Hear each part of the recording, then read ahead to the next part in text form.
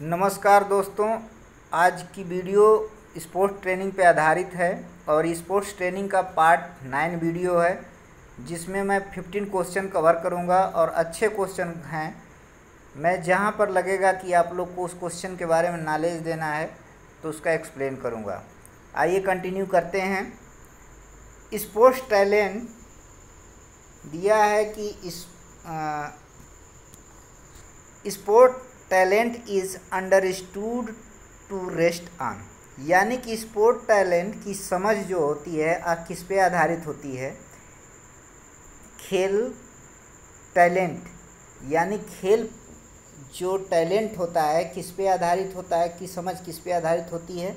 Option number A है long term prediction of individual performance, व्यक्ति के परफॉर्मेंस का लंबे समय तक प्रिडिक्शन करना उस पर आधारित होती है। या be precise technique of testing and monitoring, technique का सूक्ष्म टेस्टिंग प्रशिक्षण और मॉनिटरिंग करना।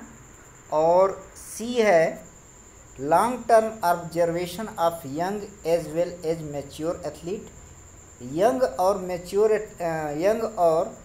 मैच्योर एथलीट का, परिपक्व एथलीट का लंबे समय तक ऑब्जर्वेशन। और डी है experience insight and in understanding of coach, यानी कि कोच का अनुभव, अंतर्सूझ और समझ। तो इसमें ऑप्शन नंबर बी सही है, precise technique of testing and monitoring. Question number 143 है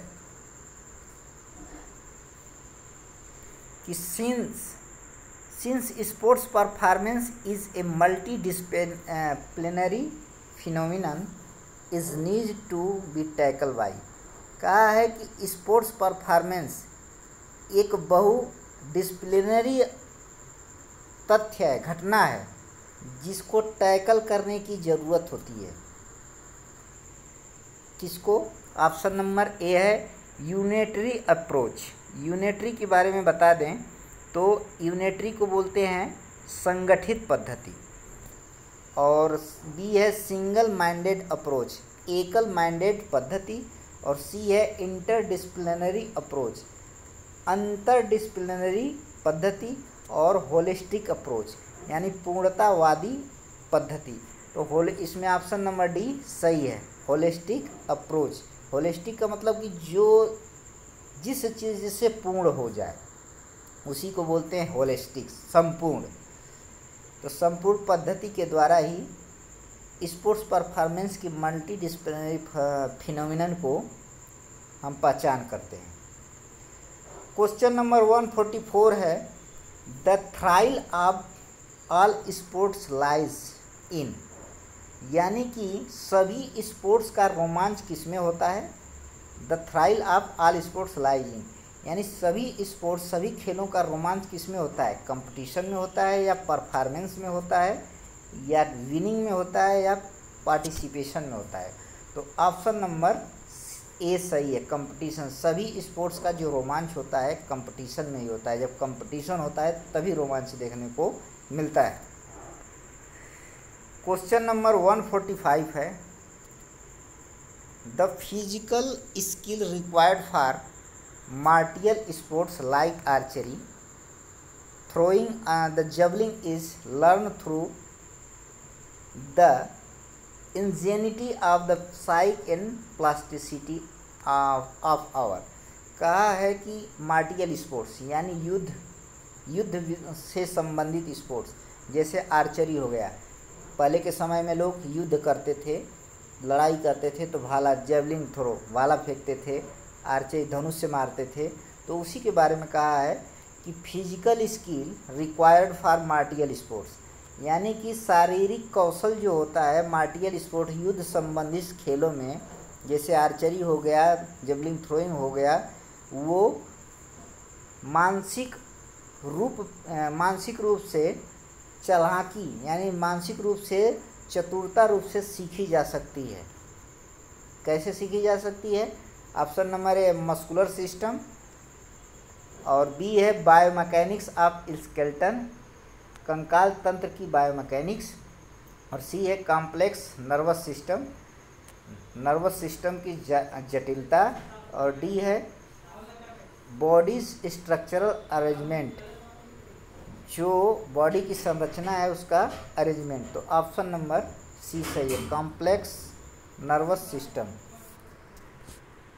क्वेश्चन नंबर 146 है, from out of the following daily activities name the activities in which the we virtually required the use of no power. कहा है कि निम्नलिखित में से कौन सी दैनिक क्रिया है, डेली एक्टिविटी है, जिसमें सामान्यतः पावर का यूज नहीं किया जाता है। पावर का मतलब होता है जिसमें स्पीड और स्ट्रेंथ शामिल हो, तो पावर का यूज नहीं किया, ज़रूरत नहीं होती है, रिक्वायर्ड नहीं होती है। तो ऑप्शन नंबर ए है rocking A baby in cradle, जैसे बेबी दो पैर और हाथ पे क्रैडल करके चलता है, यानी कि बेबी का जो बच्चा रॉक पे, चट्टानों पे चढ़ता है। और बी है bounding of a flight of stair, यानी कि एक स्टेयर पे बाउंडिंग करना, स्टेप अप जैसे करना, फ्लाइट करना, बाउंडिंग करना। और सी है जंपिंग ओवर ए 6 फीट डिच, यानी कि 6 फीट हाइट पे जंप करना, 6 फीट हाइट पे नीचे से ऊपर जंप करना। और डी है rising quickly from a chair, chair से तुरंत उठना। तो ऑप्शन नंबर इसमें ए सही है, rocking A baby in cradle. Question number 147 है, ट्रेनिंग रेजिमेंट्स, रेजिमेंट्स का मतलब होता है नियम संबंधी। Training regiments for athlete are getting harder and harder day by day because of introduction of various mechanical device and. तो कहा है कि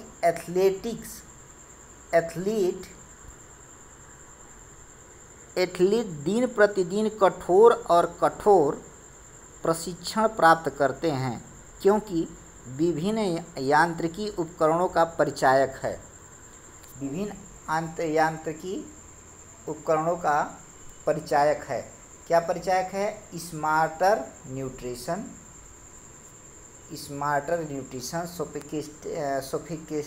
सोफिस्टिकेटेड इक्विपमेंट, या वेट ट्रेनिंग, या innovative training technique.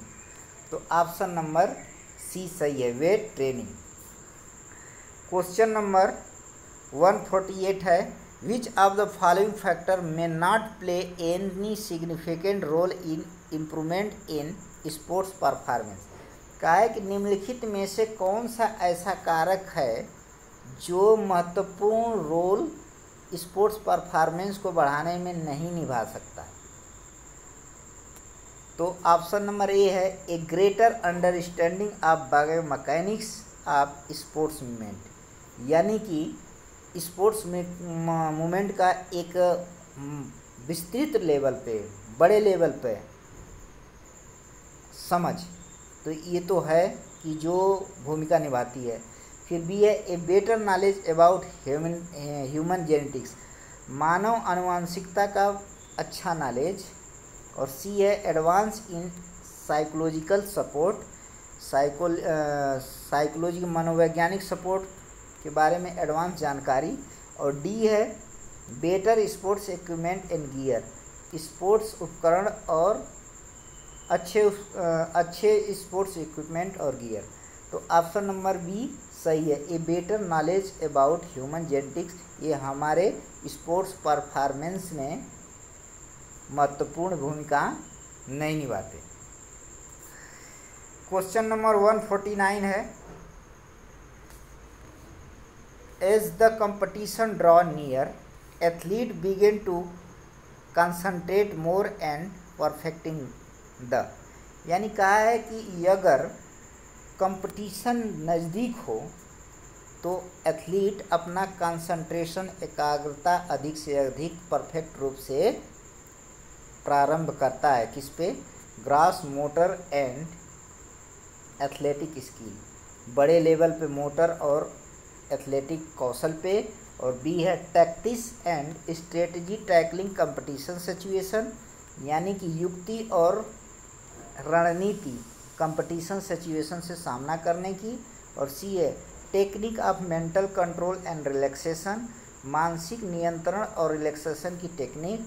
Methods of coping with opponents behaviour, opponents के behaviour के साथ coping, सामना करने की विधि। तो ऑप्शन नंबर बी सही है, tactics and strategy tackling competitive situation, यानी कि जो प्रतियोगितात्मक परिस्थिति है उसकी टैक्टिक्स और स्ट्रेटजी के बारे में कंसंट्रेट होता है। क्वेश्चन नंबर 150 है, according to expert direct preparation for the main competition या event must start at least. कहा है कि एक्सपर्ट के अकॉर्डिंग, एक्सपर्ट यानी कि जो अनुभवी हैं उनके अनुसार अगर आप मेन कंपटीशन की प्रिपरेशन करना चाहते हैं, मुख्य कंपटीशन या इवेंट की प्रिपरेशन करना चाहते हैं और डायरेक्ट प्रिपरेशन करना चाहते हैं तो मेन कंपटीशन से पहले कितना दिन पहले स्टार्ट करना चाहिए डायरेक्ट प्रिपरेशन। तो ऑप्शन नंबर ए है 2 to 3 वीक बिफोर इट, यानी 2 से 3 वीक पहले, मेन कंपटीशन के पहले। बी है 2 to 4 वीक्स बिफोर इट, यानी 3 to 4 वीक्स बिफोर इट, 3 से 4 वीक पहले मेन कंपटीशन से। और सी है मेन कंपटीशन से 4 से 6 वीक पहले और मेन कंपटीशन से 6 से 8 वीक पहले। तो ऑप्शन नंबर सी सही है, 4 to 6 week before it. Question number 151 है, the best way to keep the athlete motivated for impending competition it is to make him her thoroughly aware of the. कहा है कि अगर competition किसी athlete के सन्निकट है, पास आ गया है, तो आपका कौन सा तरीका सबसे अच्छा होगा एथलीट को अवेयर करने का, मोटिवेट करने का, अवेयर करने का। अगर कंपटीशन एथलीट के नियर आ गया है तो आपका सबसे अच्छा वे मोटिवेट करने का कौन सा होगा जिससे वह एथलीट अवेयर हो जाए। तो ऑप्शन नंबर ए है इम्पॉर्टेंस ऑफ कंपटीशन, कंपटीशन की महत्वता को बताकर। बी है rule and regulation of sports, sports के रूल और रेगुलेशन को बताकर। या C strength and weakness of the opponent, opponent की क्या कमजोरी है, क्या स्ट्रेंथ है उसको बताकर। और डी है kind of problem he she can face, किस प्रकार की प्रॉब्लम वह फेस कर सकता है उसे बताकर। तो इसमें ऑप्शन नंबर ए सही है, इम्पॉर्टेंस ऑफ कंपटीशन, कंपटीशन की महत्ता बताकर हम उसे मोटिवेट और अवेयर कर सकते हैं।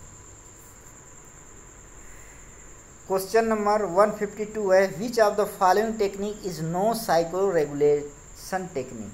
साइको माने मानसिक होता है, रेगुलेशन माने संचालन करना। तो कहा है कि निम्नलिखित में से कौन सी मनो संचालन तकनीकी नहीं है। ऑप्शन नंबर ए है बायोफीडबैक।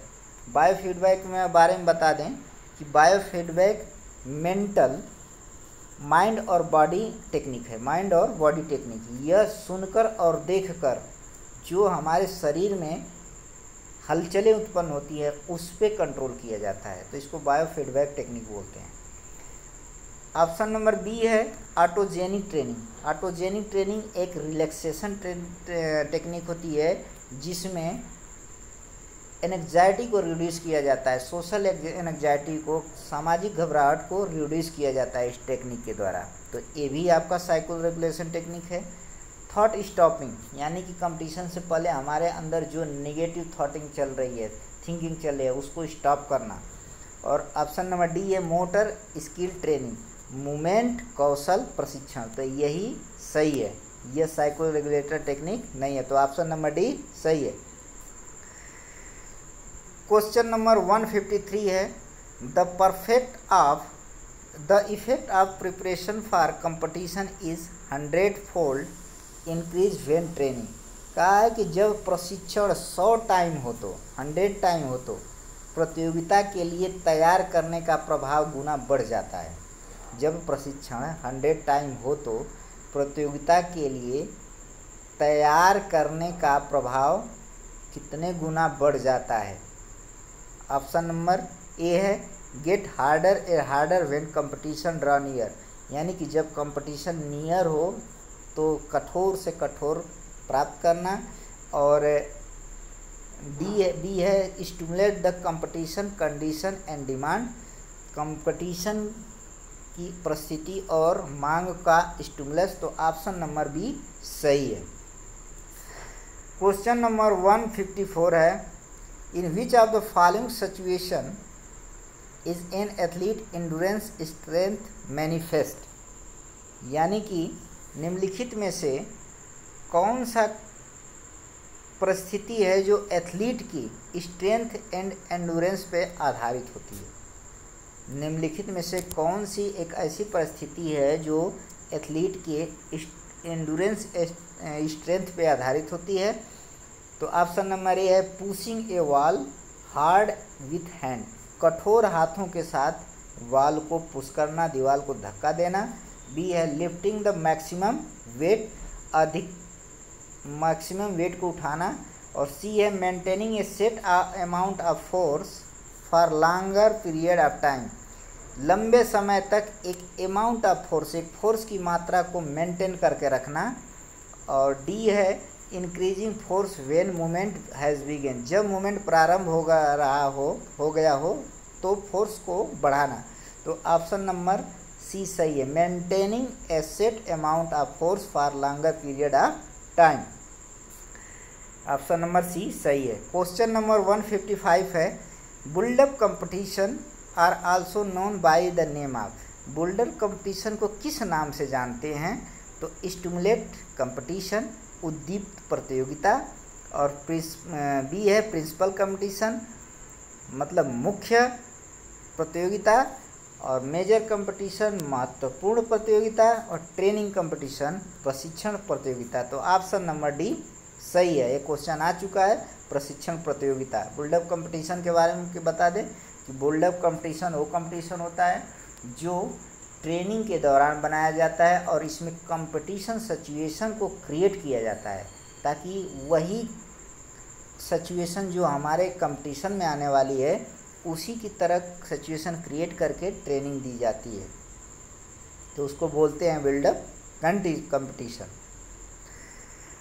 क्वेश्चन नंबर 156 है which of the following factor play an important role in organizing competition in an area of country, कहा कि निम्नलिखित में से कौन सा कारक है जो एक महत्वपूर्ण भूमिका निभाता है अगर कोई कंपटीशन किसी कंट्री या एरिया में ऑर्गेनाइज किया जा रहा हो। तो ऑप्शन नंबर ए है एडमिनिस्ट्रेटिव कन्वीनियंस, यानी कि प्रशासनिक सहूलियत जिसे बोलते हैं, सुविधा। और प्यूपिल्स प्रेफरेंस, यानी पीपल प्रेफरेंस, व्यक्ति की पसंद या प्राथमिकता। और सी है वेदर कंडीशन, मौसम की परिस्थिति। और डी है अवेलेबिलिटी ऑफ फैसिलिटी, सुविधाओं की उपलब्धता। तो ऑप्शन नंबर सी सही है, वेदर कंपटीशन महत्वपूर्ण भूमिका निभाता है अगर कोई कंपटीशन किसी एरिया और कंट्री में कंडक्ट किया जा रहा हो। तो क्वेश्चन नंबर 157 है और इस वीडियो का यह लास्ट क्वेश्चन है। आप लोग इस वीडियो को लाइक करें, सब्सक्राइब करें और शेयर करें अपने ज़्यादा से ज़्यादा दोस्तों में। और मैं ये क्वेश्चन ऐसा लेकर आता हूँ कि जो आपके कंपटीशन के लिए बहुत ज़्यादा फ़ायदेमंद हो। क्वेश्चन नंबर 157 है कि ऑन प्रिंसिपल, यानी कि सैद्धांतिक रूप से देखा जाए तो सैद्धांतिक रूप से the major competition for strength endurance and long track event should be separated up to. इस क्वेश्चन का कहने का सेंस ये है कि अगर सिद्धांतिक रूप से देखा जाए तो मुख्य कंपटीशन जैसे स्ट्रेंथ एंडुरेंस वाला हो या लॉन्ग ट्रैक वाला इवेंट हो तो आपको कितने दिन का गैप या कितने दिन सेपरेट होना चाहिए कि अगर नेक्स्ट कोई कंपटीशन खेलने जाते हैं स्ट्रेंथ एंडुरेंस का या लॉन्ग ट्रैक का तो एक दूसरे कंपटीशन के बीच में कितने दिन का गैप होना चाहिए। तो 7 दिन का 14 दिन का, 10 दिन का और 20 दिन का। तो ऑप्शन नंबर बी सही है, 14 दिन का एक सेपरेट टाइम होनी चाहिए। तो इस प्रकार मैं आज 15 क्वेश्चन को कवर किया हूँ और ये क्वेश्चन अच्छे थे आप लोग के लिए। इस प्रकार आप लोग अपने मेरी वीडियो को लाइक करें, शेयर करें, सब्सक्राइब करें। Thanks for